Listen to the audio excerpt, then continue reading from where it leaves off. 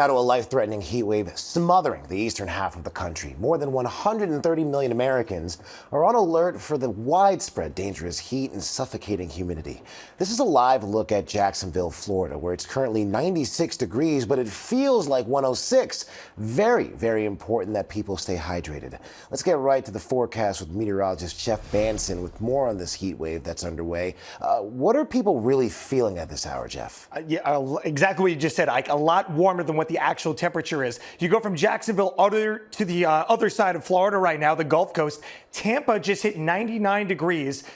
That may not sound like a big deal, but it is, because guess what, guys? They have never hit 100 degrees. They've only hit 99 a couple of times in history. And again, we're talking about the combination of the actual air temperature plus the humidity and what it's actually feeling like. Again, right now, triple digits. You have to go well north in western Florida to see the end of these heat alerts. In fact, you almost have to go up to the Canadian border. Minnesota right now, the Twin Cities, Minneapolis, 101 is what it feels like this afternoon, 103 in Sioux Falls.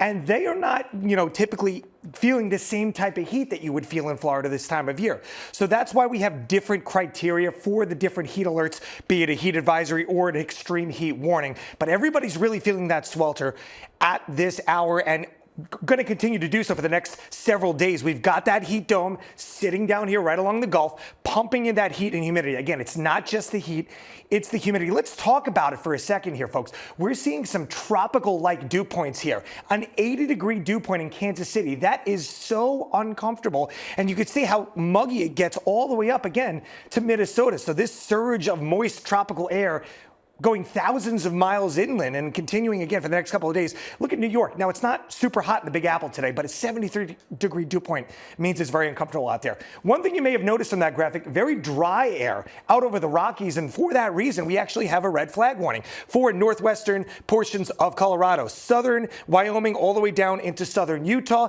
and even a couple of places in northern California and southern Oregon. And that is because, again, the humidity as low as 10%. We are seeing some gusty winds occasionally.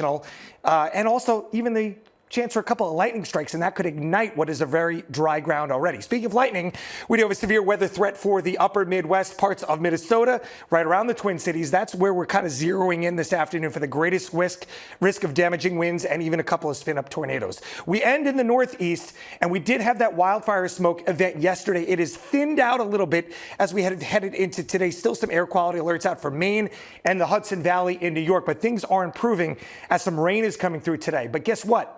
That picks us from one health risk to another health risk. We now have that same staggering heat that the South has been dealing with. That's going to be surging northward and eastward as we head into the start of the work week. We've got heat advisories, a heat index of 95 to 100 possible from the Big Apple all the way up 95 into the Boston area. And that continues as we head into Tuesday as well. Could even feel a little bit worse by the midweek before some relief later on. Ike.